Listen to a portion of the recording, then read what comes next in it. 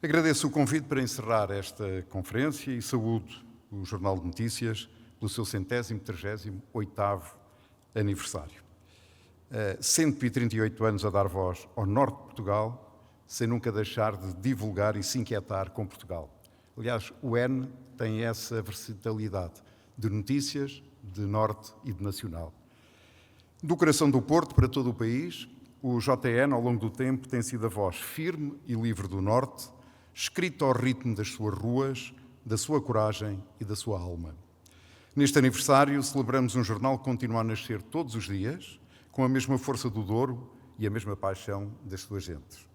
Saúdo todos os jornalistas, profissionais e colaboradores que ao longo de décadas têm contribuído para um jornalismo de referência em Portugal. Ouvi com atenção as palavras que o Dr. Domingos Andrade hoje referiu aqui nesta mesma sala, dizendo que a nossa democracia precisa de jornais. Não posso estar mais de acordo. Acrescentaria apenas que precisa de jornais com qualidade. O JN é um exemplo de um jornal com qualidade. E nós precisamos de qualidade porque a democracia não é apenas eleições e a possibilidade de nos expressarmos livremente. É também a garantia de que ela tem qualidade para podermos evoluir e para nos podermos desenvolver. E hoje o espaço público precisa mais do que nunca dessa mesma qualidade. Precisamos de qualidade nas notícias, de qualidade nos factos, de qualidade na análise, de qualidade no comentário, de separação entre comentário e aquilo que são os factos, entre aquilo que é a notícia. Precisamos todos muito disso, porque isso ajuda à qualidade da democracia e à qualidade do debate político que os políticos também devem fazer em democracia. E por isso associo-me às suas palavras ditas esta tarde. Senhoras e senhores, no dia 12 de dezembro de 1976, num domingo de inverno, os portugueses elegeram pela primeira vez os seus representantes autárquicos em 304 municípios, na altura. Foi o início da democracia onde ela começa. Nas ruas, nos bairros, nas nossas freguesias. Foi o início da democracia de proximidade. Proximidade à vida concreta das pessoas, dos seus problemas reais. Proximidade também pela urgência de construir infraestruturas básicas que o país não dispunha na altura.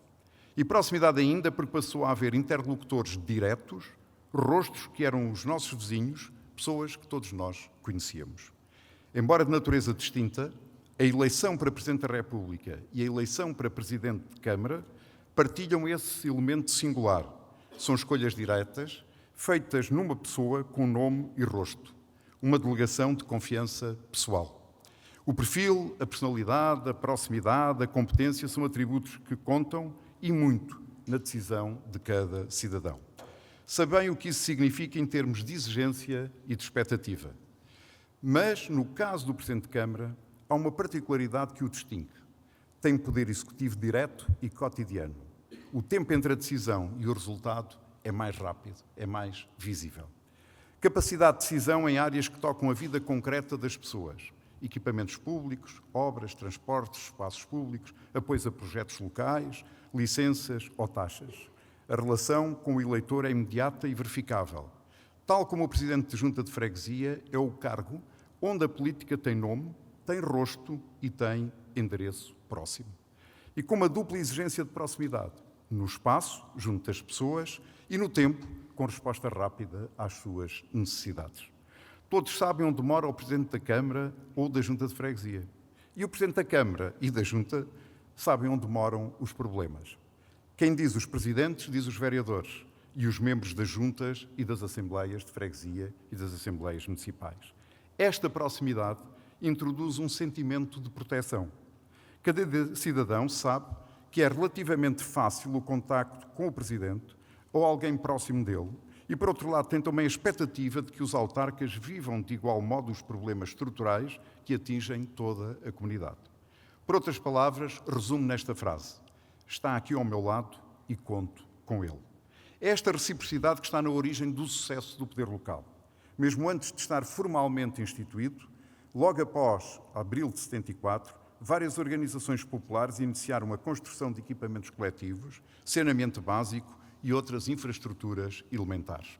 Foi em muitas regiões o fim do país dos mínimos para avançarmos para o Portugal com infraestruturas básicas que foram garantindo qualidade de vida às pessoas. Com o poder local, Abril chegou a todos os cantos de Portugal.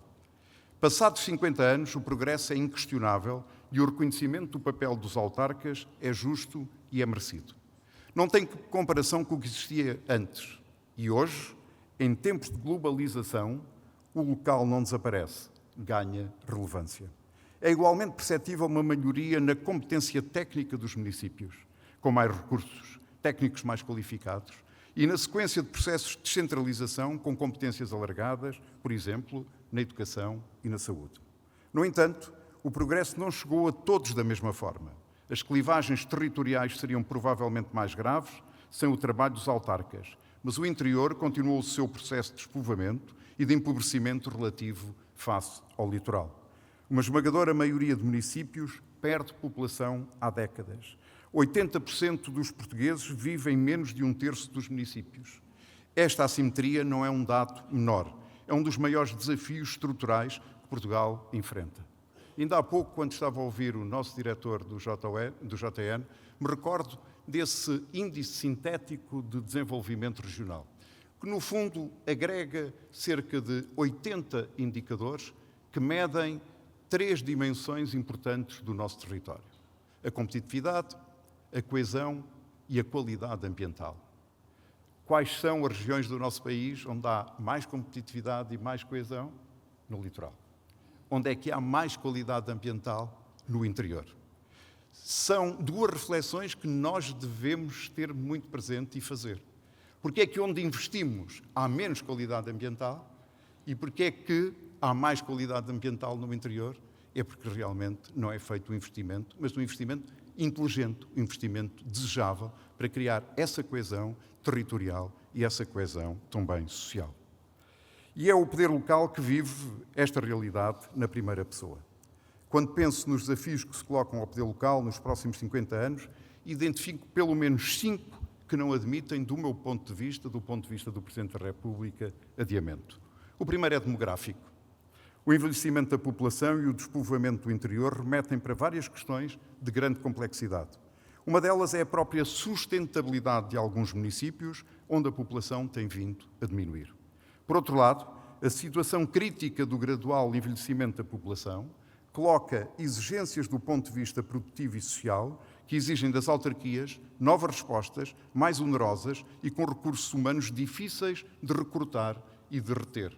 Eu sei que um autarca não vai à lista de competências que estão no Diário da República a ver se um determinado problema é ou não da sua competência. Age, resolve com os recursos que tem. E este é um bem maior da nossa democracia e do nosso desenvolvimento. O segundo desafio é climático. As experiências recentes com fenómenos extremos, tempestades, incêndios e secas severas, mostraram algo que já sabíamos e que agora se confirma com urgência.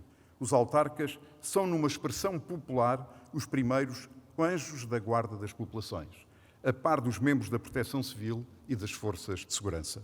É mais uma situação que a natureza do poder local obriga a que seja inadiável, que exige prevenção, capacidade de resposta e articulação entre o nível local, intermunicipal e nacional.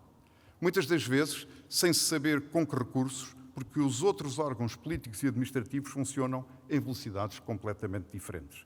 Mas o primeiro responsável é, e volto a citar, quem está aqui ao meu lado e conto com ele. O terceiro desafio é de financiamento, ainda há pouco aqui foi referido. As autarquias obtêm pouco mais de 15% das receitas públicas e quase metade desta verba está dependente de transferências da administração central. Faz-se muito com pouco. Tem de se acautelar o previsto e responder ao imprevisto do infortúnio. E paga-se a tempo e horas. Recordo que o prazo médio de pagamentos das autarquias é de 22 dias, inferior ao limite legal de 30 dias, o que é exemplar em relação a alguns organismos estatais. Assinala-se ainda que, apesar de pequenas exceções, a dívida total dos municípios apresenta uma trajetória descida desde 2014. É evidente para todos que a descentralização de competências tem de ser acompanhada de recursos financeiros adequados. Uma lei de finanças locais, que corresponde às competências transferidas, não é uma reivindicação corporativa, é uma condição de funcionamento do Estado e da qualidade da nossa democracia. Saúde, com expectativa, a iniciativa do Governo para a revisão da Lei das Finanças Locais. É igualmente urgente planear com a devida antecedência a resposta à eventual redução de fundos europeus a partir de 2028. O quarto e penúltimo desafio é territorial. Há que ter um olhar diferenciado para tipologias de municípios que são radicalmente distintas. As metrópoles exigem soluções que nada têm a ver com os municípios do interior profundo. Não pode haver uma política autárquica única para realidades tão diversas. E aqui vale a pena evocar o princípio de Schumacher, Small is Beautiful, que nos recorda que a escala humana tem um valor próprio e irredutível ao tamanho. Num país como Portugal, por exemplo, há autarcas que têm de gerir realidades tão distintas como um grande centros urbanos e pequenas aldeias. É uma complexidade que prova o erro de quem traça uma matriz comum a todos os municípios. E, finalmente, o quinto desafio é o da visão. A pressão do imediato é a maior armadilha do poder local. A natureza do cargo executivo, a resolução de problemas cotidianos e a permanente interpelação das pessoas empurra as prioridades para o curto prazo. No entanto, os melhores exemplos destes 50 anos de poder local revelam que os maiores sucessos estiveram em quem ousou pensar além do seu mandato. Quem apostou no médio e longo prazo, quem recusou sacrificar o futuro à urgência do presente, quem olhou o território, o seu território, e conseguiu governá-lo como um todo, criando um conceito, fazê-lo em rede, envolvendo parcerias inteligentes e abandonando o velho paradigma hierarquizado, do estilo sou o presidente, eu é que mando. A desertificação dos solos, agrafada por uma agricultura intensiva, a má gestão de recursos hídricos, o abandono da terra e da floresta, o urbanismo desordenado, as barreiras no acesso à habitação, a indiferença do universo digital, estas são escolhas que se fazem hoje e cujas consequências pagarão as gerações que nos sucederem.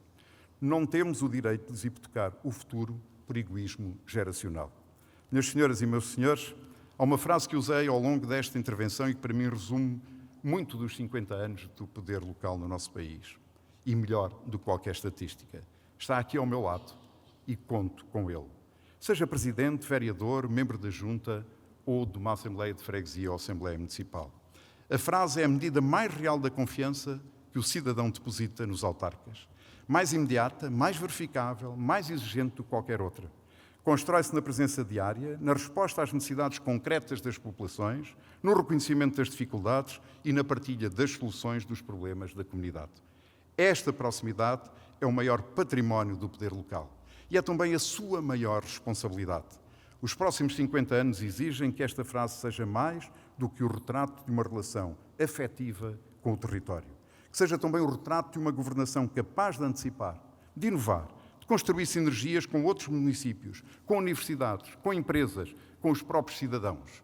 Uma governação que comunica melhor, que agrega vontades, que pensa em escala sem perder a alma local. As opções dos últimos 50 anos foram, no essencial, apostas ganhas. Agora é preciso ganhar o futuro. E o futuro, desde aquele domingo de dezembro de 1976, começa aqui, junto das pessoas, com um nome e um rosto que, e volto a citar, está aqui ao meu lado e posso contar com ele. Muito obrigado pela vossa atenção.